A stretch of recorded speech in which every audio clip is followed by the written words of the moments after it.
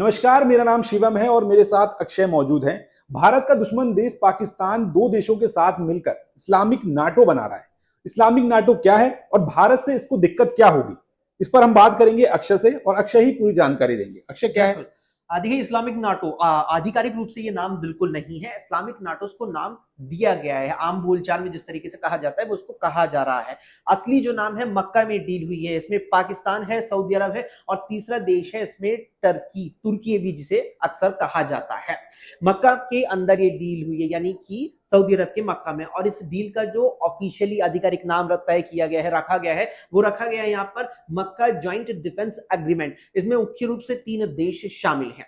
अब क्या इसका उद्देश्य है, आपने सवाल भी किया कि क्या ये पूरा है और इसका भारत पर खासा क्या प्रभाव पड़ने वाला है। क्योंकि अक्सर देखा जाता है कि पाकिस्तान जब किसी भी अन्य देश से चाहे सैन्य सहायता ले, चाहे यहाँ हथियारों के रूप में सहायता ले या फिर आर्थिक सहायता ले, उसका सीधा असर भारत पर पड़ता है और वो भारत के खिलाफ इस्तेमाल करता आया है दशकों से। अब यहाँ पे सबसे पहली चीज ये है कि शिवम आखिर ये है क्या। आपने लगभग साफ कर दिया यहाँ पर कि 3 देशों ने मिलाकर अब एक नया संगठन बना लिया है। कब बनाया है? इस संगठन बना है कल, यानी कि एक रात पहले ही 7 अगस्त की वो रात थी जहां पर इन तीनों देशों ने एक एग्रीमेंट पर साइन कर लिया है। अब इसके जो मोटे रूप से माना जा रहा है वो लगभग ये तो जरूर है कि एक देश पर हमला बाकी दोनों देश अपने ऊपर मान करके चलेंगे। यानी कि अब ये जो तीनों देश हैं वे एक दूसरे की और दूसरा तीसरे की यहां हर प्रकार से सहायता करने वाले हैं। इसमें आर्थिक सहायता भी है। हालांकि पाकिस्तान तो हर देश से आर्थिक सहायता चाहता है, चाहे वो चीन हो, अमेरिका हो, कोई अन्य संगठन हो या फिर वर्ल्ड बैंक हो। उसके अलावा यहाँ पर सैन्य सहायता भी शामिल है और यहाँ तक कि हथियारों की लेन देन भी शामिल है।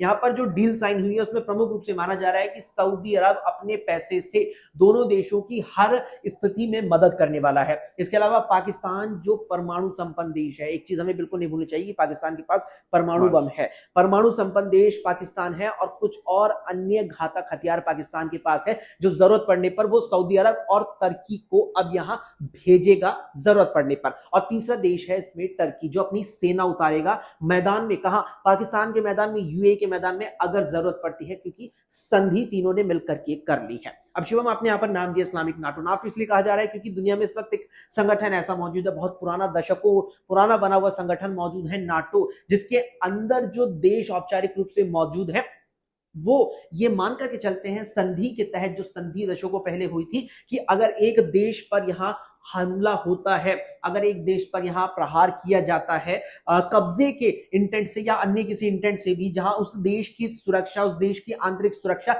खतरे में पड़ जाए, तो बाकी जो अन्य सदस्य देश उस संगठन के हैं वो अपने ऊपर इसे हमला मानेंगे और उसकी मदद करने के लिए आगे आएंगे। नाटो का जिक्र हमने कई मर्तबा सुना, हाल फिलहाल में भी जिस तरीके से यहाँ सैन्य संघर्ष जारी है ईरान और अमेरिका के बीच में। अब इसमें दूसरा सवाल ये उठता है, शिवम, आपने दूसरा सवाल ये किया कि इसका भारत पर क्या असर पड़ेगा। देखिए, इस बात में कोई दौरा नहीं है कि इसका भारत पर असर नहीं पड़ेगा, क्योंकि अक्सर देखा गया है कि पाकिस्तान जब किसी भी देश से आर्थिक सहायता लेता है या वर्ल्ड बैंक से पैसा लेता है तो वो पैसे का इस्तेमाल कहां करता है? अपने अंदर जो जितना करता है वो करता है, लेकिन आतंकवाद फैलाने, सीमा पार से आतंकवाद यहां भेजने, भारत में हमले करवाने के लिए और भारत की आंतरिक सुरक्षा को खतरे में डालने के लिए पाकिस्तान ने हमेशा से इस्तेमाल किया है। हमेशा से ये सवाल उठे हैं कि जो आतंकवादी आज तक आजाद भारत में, जब से पाकिस्तान का गठन हुआ है, 15 अगस्त का वो दिन था, 15 अगस्त नजदीक भी आ रही है। हालांकि 14 अगस्त को पाकिस्तान अपना जो है स्वतंत्रता दिवस मनाता है। पाकिस्तान से आने वाले आज तक जितने भी आतंकवादी मारे गए हैं, न जाने कितने ऐसे आतंकवादी थे जिनके पास अपने अपने वक्त के बिल्कुल मॉडिफाइड, बिल्कुल टॉप और लेटेस्ट हथियार मिले हैं। और इस बात में कोई दौरा नहीं, लेकिन सवाल उठता है कि इतने मॉडिफाइड, इतने लेटेस्ट हथियार हमेशा से आतंकवादियों के पास आए कहां से हैं? देखने को मिला था जिस तरीके से पिछला पुलवामा का हमला हुआ था, वहां पर ये जानकारी सामने आई थी कि जो आतंकवादी आए थे उन आतंकवादियों के पास भी ऑटोमेटिक मशीनें और तमाम तरह के बिल्कुल जो आधुनिक हथियार है वे थे। आखिर वो आते कहां से हैं? वो यहां पर सीधा सवाल उठता है कि आतंकवादी तो सीधा डील नहीं करते होंगे अमेरिका या चीन से या अन्य किसी देश से, वो कहीं ना कहीं सरकारों के जरिए आते हैं, वो कहीं ना कहीं पाकिस्तानी आर्मी के जरिए आते रहे हैं। अब इसलिए चिंता भारत के लिए ये इसलिए मानी जा रही है कि भारत के यहाँ पर तुर्की से बेहतर रिश्ते नहीं रहे हैं। देखने को मिला था जिस तरीके से ऑपरेशन सिंदूर को हम नहीं भूल सकते, जब पहलगाम हमले की बात किया था भारत ने, अटैक यहाँ ऑपरेशन सिंदूर के रूप में जवाबी हमला दिया था पाकिस्तान के आतंकी ठिकानों को, जहां नेस्तो नाबूद ऑपरेशन सिंदूर के जरिए भारत ने किया था। उसके बाद तुर्की उन दो देशों में से एक था जिसने पाकिस्तान की ऑपरेशन सिंदूर के दौरान, उस पूरे घटनाक्रम के दौरान और उसके बाद मदद की। हालांकि उसमें चीन भी था। ये दोनों देशों के नाम निकल करके प्रमुख रूप से सामने आए थे। यानी तुर्की खुले तौर पर भारत का विरोध करता है। अब जो दो अन्य देशों में से एक तुर्की है जिसके साथ भारत के रिश्ते पहले से बेहतर नहीं रहे हैं। तुर्की अपने बेहतर रिश्ते भारत के साथ बनाना चाहता ही नहीं है, ये एक प्रमुख पॉइंट हो जाता है। लेकिन दूसरा है सऊदी अरब। सऊदी अरब से भारत के दशकों से अच्छे रिश्ते रहे हैं और आज भी भारत के अच्छे रिश्ते माने जाते हैं। इसमें सवाल जो ये है कि क्या भारत के लिए चिंता है? चिंता जरूर है भारत के लिए, लेकिन अब देखना होगा इसको आगे कैसे निपटना जाता है। और विदेश मंत्रालय का जवाब इस पर आना मुझे लगता है बेहद अहम होगा कि क्या कुछ टिप्पणी इस पर आती है विदेश मंत्रालय की तरफ से, केंद्र सरकार की तरफ से। नहीं, एक बात और जो मेरे दिमाग में बहुत खटक रही है कि सामने की लड़ाई में पाकिस्तान कभी भी भारत से नहीं जीत पाया है। बिल्कुल। तो फिर ये जो नाटो बनाया है, इस्लामिक नाटो करके, बनाया है, कथित इस्लामिक नाटो बनाया, इसकी जरूरत क्यों पड़ी पाकिस्तान को? मुझे ये नहीं समझ में आया। बिल्कुल शिवम, देखिए सीधी वजह यही है। आपने इस बात का जिक्र भी किया यहाँ पर कि पाकिस्तान का इतना स्तर नहीं है। हालांकि वो हमेशा गीदड़ बबकी देता है कि मैं परमाणु बम का इस्तेमाल करूंगा। यानी पाकिस्तान के जो वहाँ कमांडर रहे, आर्मी कमांडर हो, चाहे प्रधानमंत्री तक क्यों ना रहे हो पूर्व के, कि वो यहाँ भारत पर परमाणु बम का इस्तेमाल करने से झिझकेंगे नहीं अगर ऐसी स्थिति उन्हें लगती है। धमकी हालांकि बेवजह की पाकिस्तान देता रहा है, लेकिन पाकिस्तान सैन्य रूप से, हथियारों के मामले में और न ही आर्थिक रूप से इतना सक्षम है कि भारत से आमने सामने की लड़ाई लंबे वक्त तक जारी रख सके। हमने देखा करगिल में किस तरीके से हजारों की संख्या में पाकिस्तानी सैनिक थे जिन्हें भारतीय वीर जवानों ने खदेड़ दिया था। अब इसमें एक और चीज अहम हो जाती है।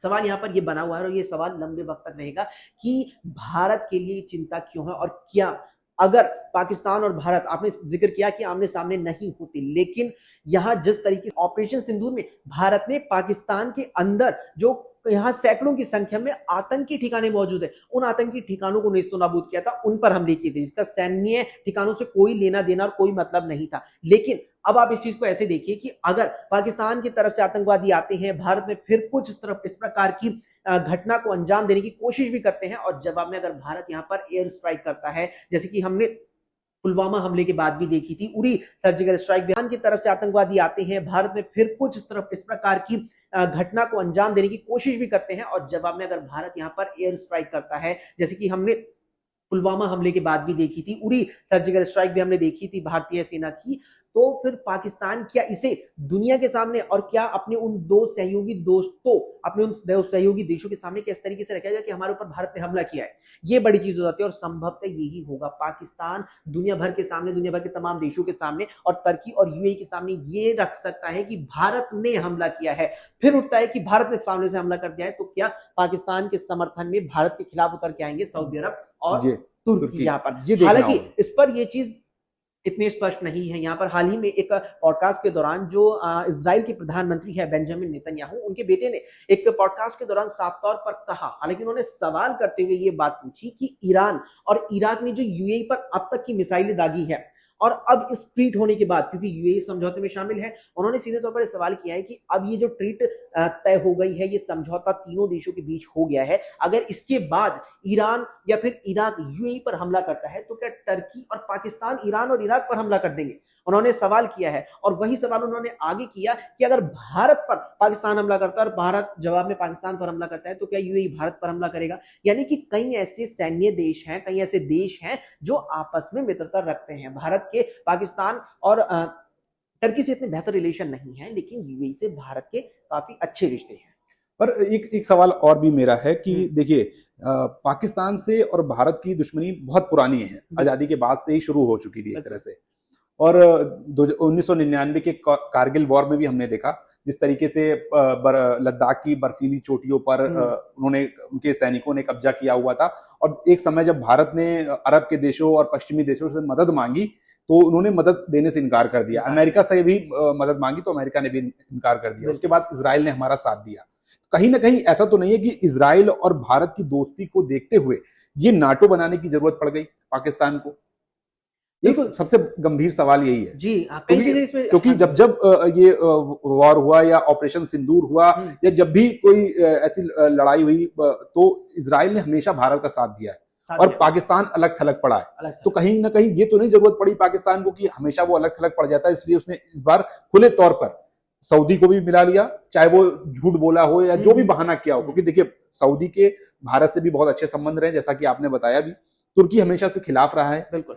तो एक तरह से अब खुले तौर पर दिखा दिया है कि अब ये मतलब एक तरह से उन दोनों के साथ खेल किया गया है, खासकर सऊदी के साथ बहुत बड़ा खेल किया है पाकिस्तान ने, खेल किया। देखिए शिवम, सबसे पहली बात इसमें ये आती है कि अलग थलग पड़ने वाली, ऐसा बिल्कुल नहीं है कि पाकिस्तान अलग थलग पड़ा है। आप ये चीज जरूर कह सकते हैं कि सामने से दिखने में पाकिस्तान अलग थलग पड़ा है। अभी मैंने इस बात का जिक्र भी किया कि पहलगाम हमले के बाद जब ऑपरेशन सिंदूर भारत ने किया था, तो टर्की ने और यहां तक कि चीन ने भी पाकिस्तान की उस हमले के जवाब में, जब पाकिस्तान, आपको याद होगा कि पाकिस्तान की सीमा से सटे राज्यों के कई जिलों के, कई शहरों के, कई गांव में लगातार कई दिनों तक ब्लैकआउट हुई थी, कई दिनों तक रात की बिजलियां काटी गई थी। जम्मू कश्मीर के कई शहरों से लेकर के पंजाब और राजस्थान तक हमें देखने को मिला था। और क्यों काटी गई थी ब्लैकआउट के दौरान? क्योंकि कई ड्रोन्स आए थे। ड्रोन्स के इतने वीडियोस उन दिनों इंटरनेट पर वायरल हुए थे। वो सपोर्ट कहां से था पाकिस्तान को? वो सपोर्ट सीधा टर्की और चाइना से मिल रहा था। पाकिस्तान को पैसा और हथियार चाइना और टर्की से मिल रहे थे। और टर्की का ड्रोन टेक्नोलॉजी बहुत स्ट्रांग है। ड्रोन टेक्नोलॉजी आपने बहुत बेहतर जिक्र किया यहाँ पर कि टर्की की ड्रोन टेक्नोलॉजी बहुत बेहतर है। ऐसा नहीं है कि पाकिस्तान अलग थलग पड़ा है, पाकिस्तान को पीछे से सपोर्ट मिला है, भारत के खिलाफ मिला है। एक तो ये चीज अहम हो जाती है। अब पाकिस्तान ने एक तरीके से आप कह सकते हैं सामने से सपोर्ट ले लिया। अब इसमें एक चीज अहम हो जाती है। दरअसल 1954 में, थोड़ा सा पीछे हम फ्लैशबैक में चलना चाहेंगे, 1954 में सीटो नाम का ही एक ऐसा गठबंधन हुआ करता था जिसमें उस वक्त 8 देश थे, जिसका जो अगर पूरा मतलब निकाला जाए वो था south east Asia treaty organisation, जिसके अंदर पाकिस्तान और पाकिस्तान के अलावा दक्षिण पूर्वी एशिया के कई देश थे और उसमें यूएस और यूके भी शामिल थे।